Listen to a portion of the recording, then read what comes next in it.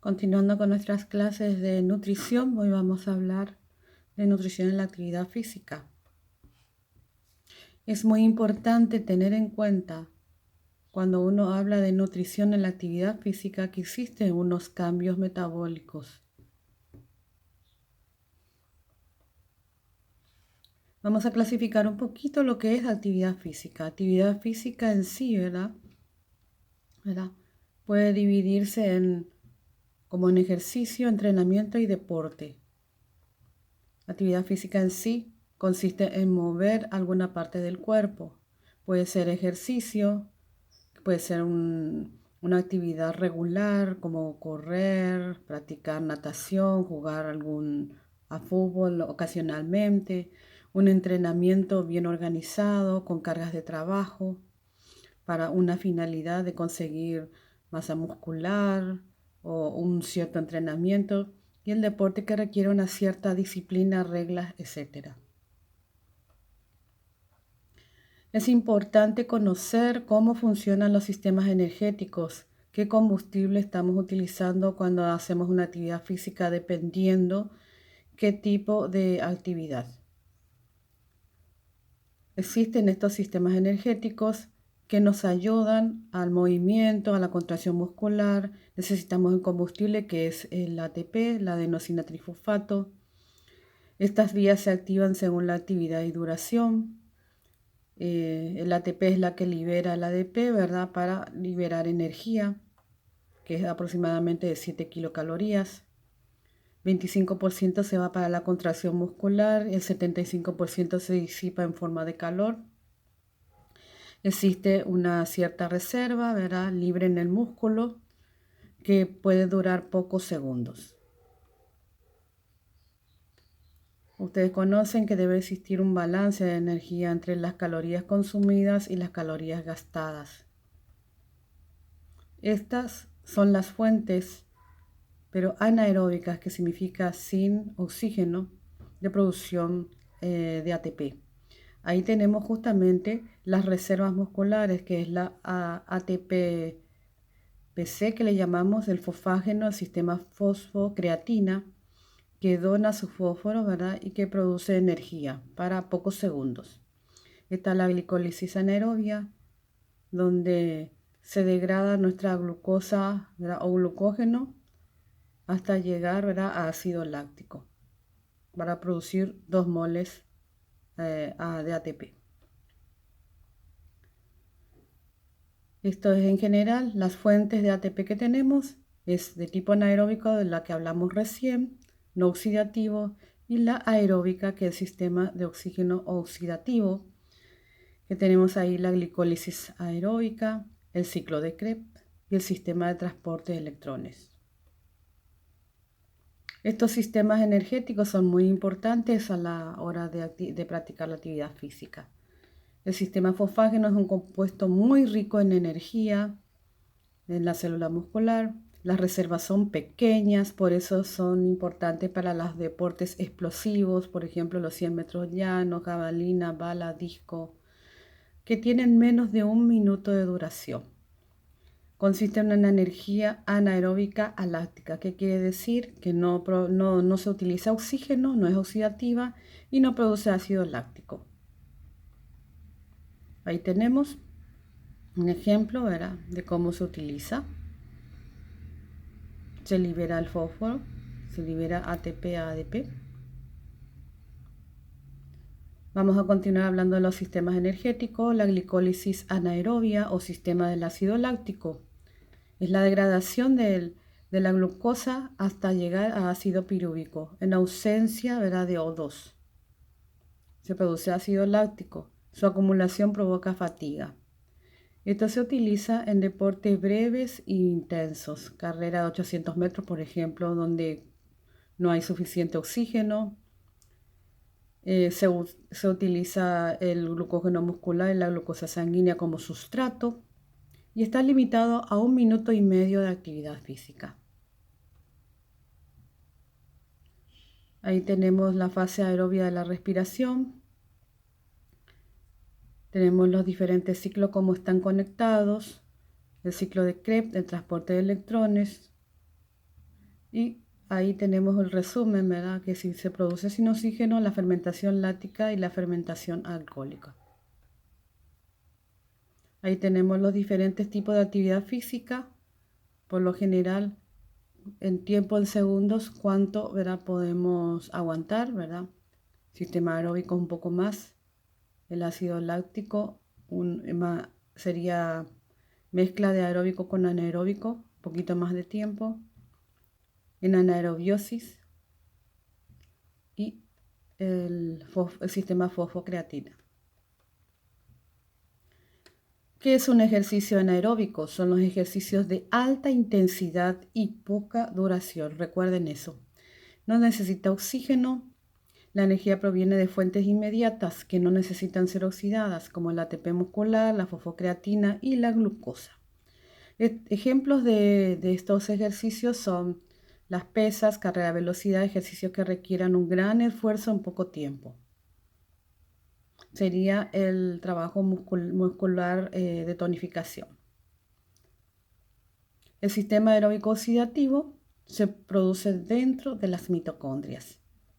¿Y qué consiste? Puede oxidarse las grasas, el glucógeno, ¿verdad? La glucosa y las proteínas dentro del ciclo de Krebs y el sistema de transporte de electrones. Esto implica, sería el sistema aeróbico oxidativo, sirve para ejercicios prolongados tipo maratón y está limitado a la cantidad de sustrato y a la disponibilidad de oxígeno. El sistema aeróbico oxidativo, por lo general, el predominio de los sistemas depende de la intensidad y duración y depende de eso para utilizar en combustible. Tenemos los hidratos de carbono que están limitados, el hígado solo tiene 100 gramos, el glucógeno molecular 300 a 500 que lo utiliza para sí mismo, dependiente del entrenamiento, la dieta y la cantidad de músculo. En el sistema aeróbico oxidativo, ¿verdad? La fuente de energía, por lo general, cuando la actividad es baja o moderada, se utilizan las grasas. La actividad intensa se utilizan los hidratos de carbono. Los hidratos de carbono pueden ser utilizados 30 a 40 minutos de actividad. Ejemplos de ejercicio aeróbico tenemos correr, nadar, andar en bici, caminar. Por lo general se utiliza para bajar de peso, quemar grasas, utiliza mucho oxígeno, el sistema cardiovascular se ejercita y produce, sabemos, muchos beneficios a nivel cardiovascular, a nivel del ánimo, inclusive a nivel cerebral. Ahí tenemos un cuadro que nos puede ayudar a la memoria. Cuando el ejercicio es menos de 10 segundos, se utiliza el sistema fosfocreatina. Cuando ya tenemos 5 minutos, podemos usar una parte anaeróbica y aeróbica. Y cuando más de 2 horas, se puede utilizar ambos. ¿Qué cambios metabólicos se producen en la actividad física? En el sistema aeróbico oxidativo, el predominio de combustible depende de la intensidad y duración del entrenamiento. Ahí tenemos un ejemplo a memoria, un esquema de cómo se produce energía. Ahí tenemos la glucosa, sufre una glicólisis a piruvato, va a la cadena respiratoria y va a producir energía. El gasto energético. Hablando del gasto energético, hay que determinar el metabolismo basal, que se suma el efecto térmico de los alimentos y el gasto energético por la actividad física. Y esto también influye las temperaturas. Altas temperaturas pueden aumentar el metabolismo basal. El frío, ¿verdad? Depende de la cantidad de tejido adiposo, puede haber un menor gasto. Este es otro esquemita que les puede ayudar. Ojo con ir al gimnasio y excederse. Hay que hacerlo de forma progresiva. Este otro que les puede ayudar este cartelito. Vamos a hablar de los macronutrientes. 45 al 55% son recomendados de hidratos de carbono. 10 al 15% de proteínas y 25 a 35% de grasas. Eso depende de la dieta de cada uno Yo suelo decir de que hay que confeccionarla de acuerdo a cada deporte y de acuerdo a las necesidades individuales. Y depende del entrenamiento si es moderado o elevado.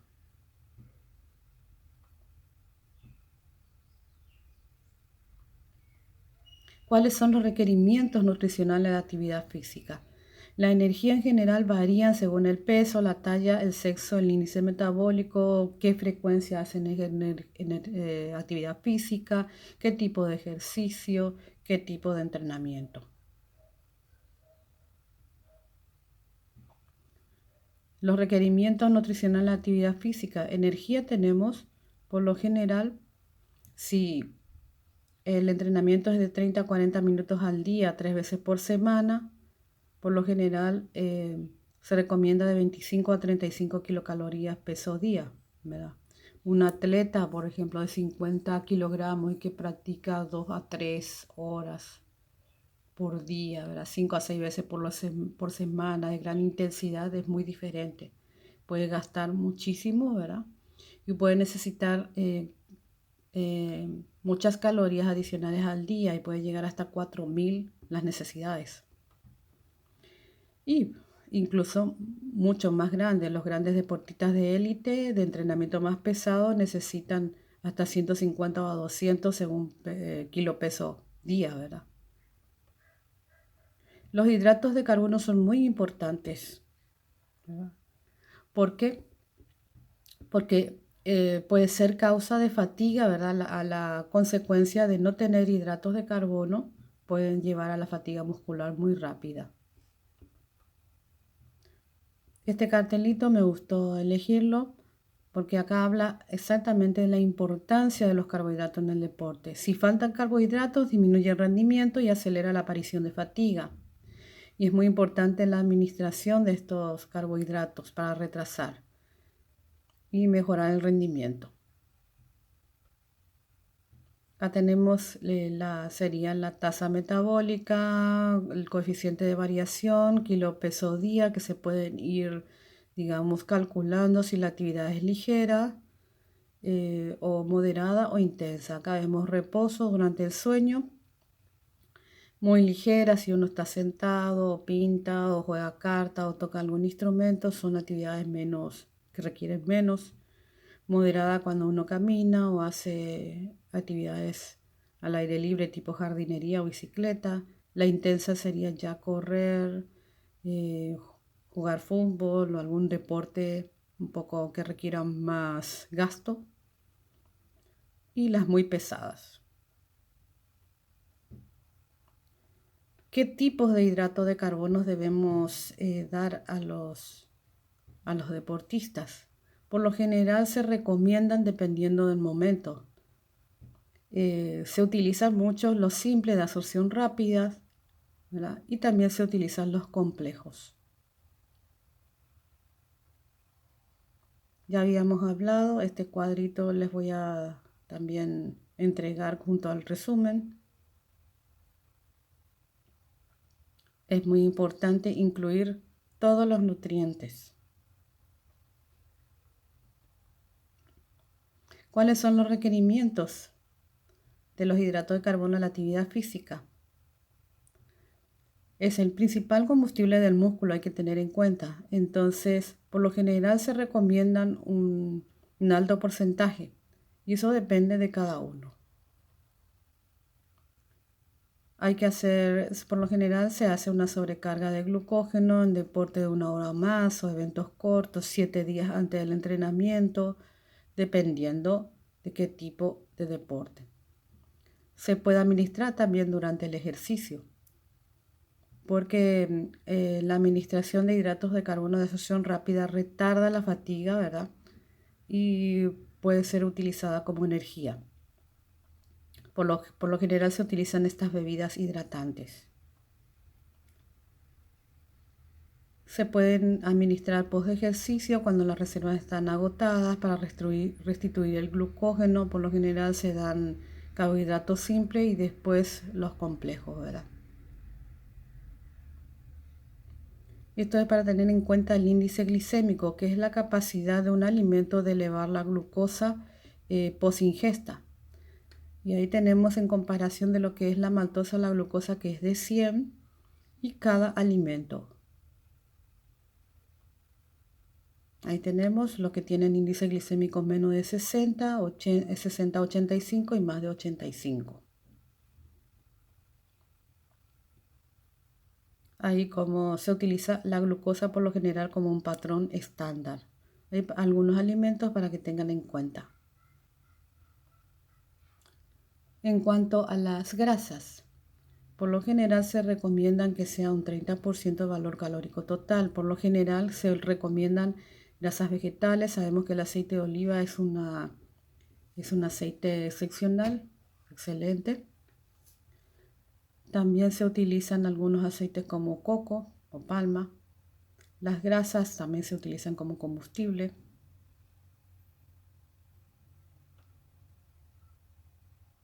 Es importante tener en cuenta que las grasas se deben evitar antes de la actividad física porque pueden ennetecer el vaciamiento gástrico y causar náuseas y vómitos antes del evento o malestares. En cuanto a las proteínas, tenemos aminoácidos esenciales. Serían buenos el aporte de proteínas de alto valor biológico.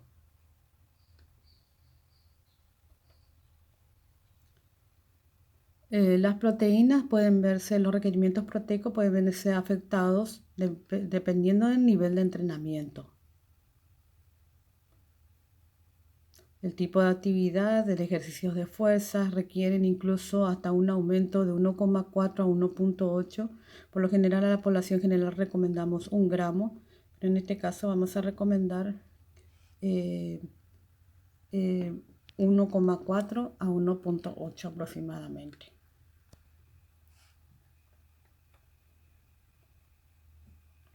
No hace falta aportar un excesivo aporte, ¿verdad? Valga la redundancia. No debe ser excesivo el aporte de proteínas.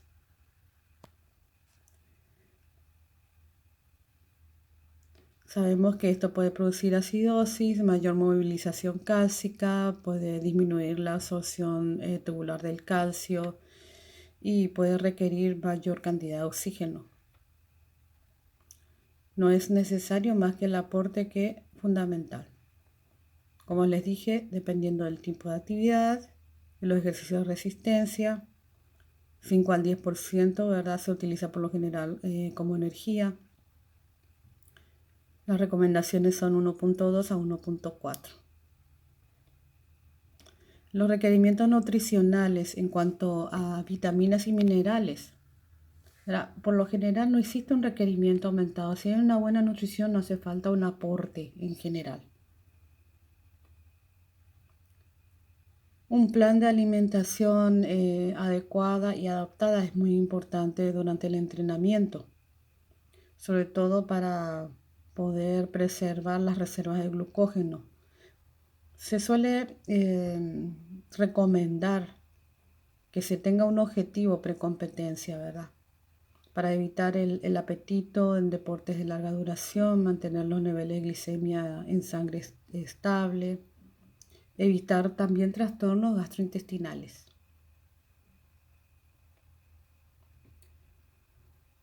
En cuanto a los lípidos, ¿verdad?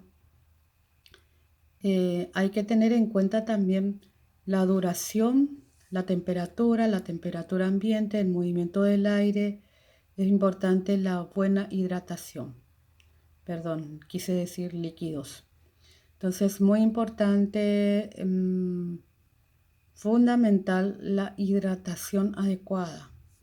Se pueden tomar bebidas hidratantes, pero el agua es uno de los elementos fundamentales durante la actividad física y hay que tener en cuenta sobre todo la temperatura. Se puede también comparar, ¿verdad? El color urinario, ¿verdad? De acuerdo al color en que orina el paciente, podemos tener en cuenta si el paciente requiere más líquidos. Cuanto más oscuro es el color o más concentrada esa orina, nos da la pauta de que hay una deshidratación. Entonces, a veces no aparece la sed enseguida, ¿verdad? La sed es un indicador tardío, por lo tanto hay que beber incluso hasta sin sed. controlar la hidratación, se puede hacer un peso previo, como les dije, el color de la orina. Por lo general, el Colegio Americano de Medicina recomienda no restringir líquidos antes ni durante la actividad física. Por lo general, 2 vasos y medio de líquido 2 horas antes de la práctica de la competencia, 15 minutos antes y cada 15 o 20 minutos durante el entrenamiento. Lo posible, no ingerir como hidratante café ni alcohol.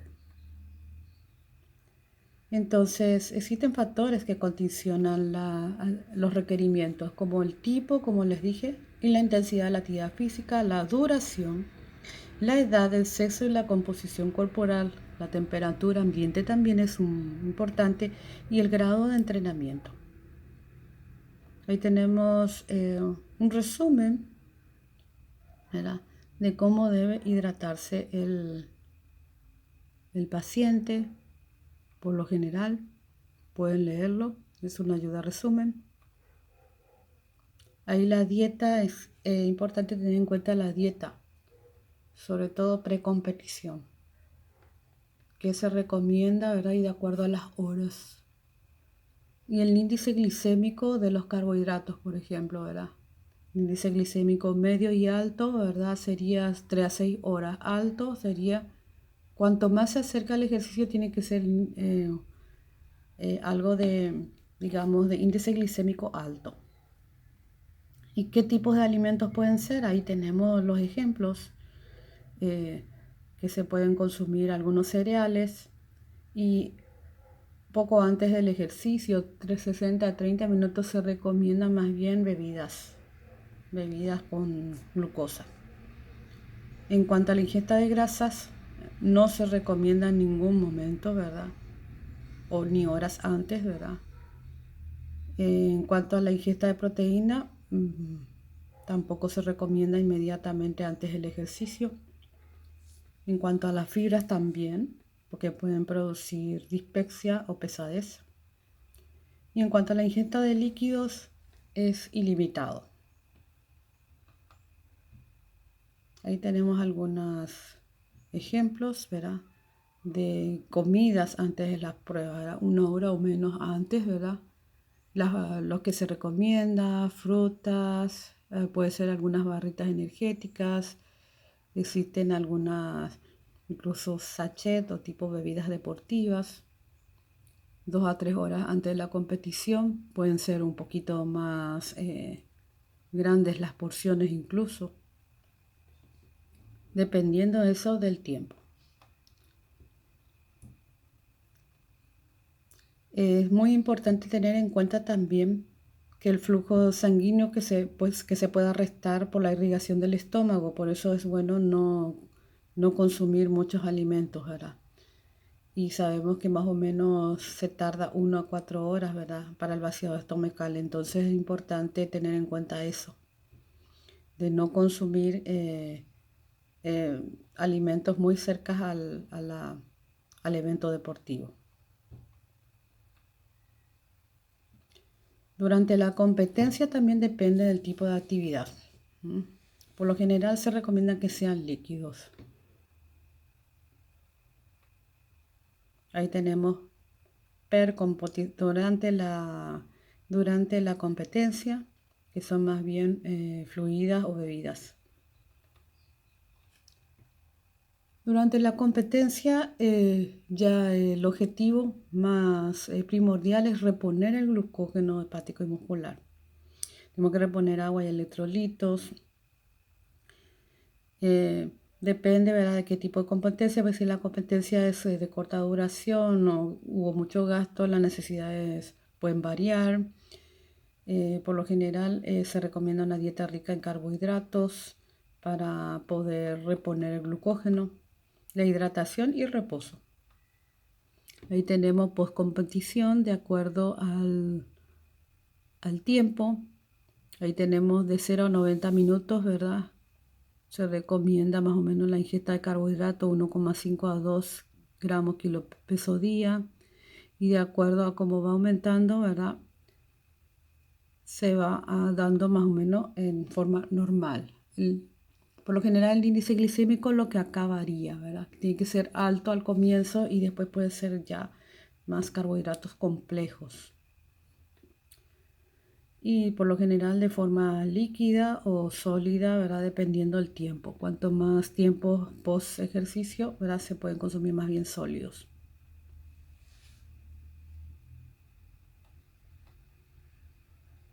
Ojo con la tecnología que a veces hace que nos quedemos eh, sedentarios.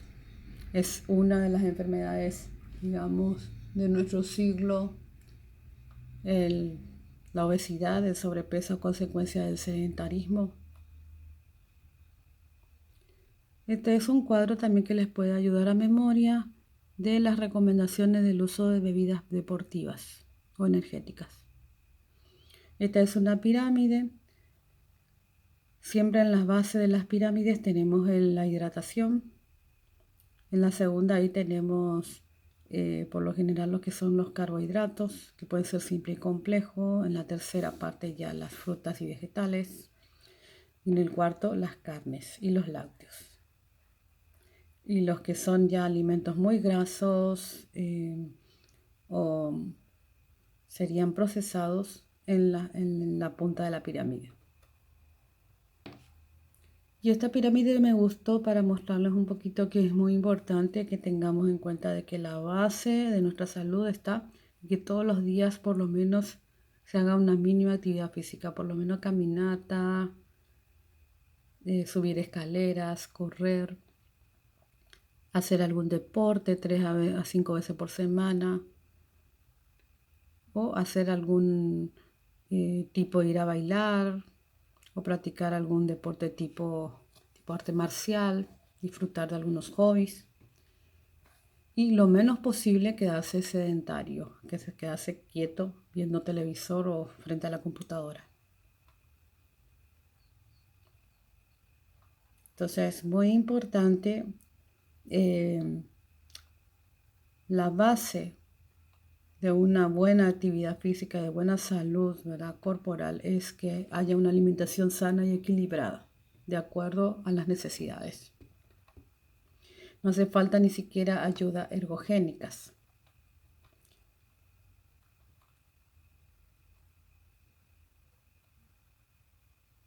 Es importante, espero no haberles aburrido, pero lo fundamental o el mensaje que tienen que sacar de aquí es que cada plan se debe elaborar de acuerdo al deporte y de acuerdo a las preferencias y de acuerdo al estado físico y de acuerdo a la edad, sexo. Acuérdense de eso.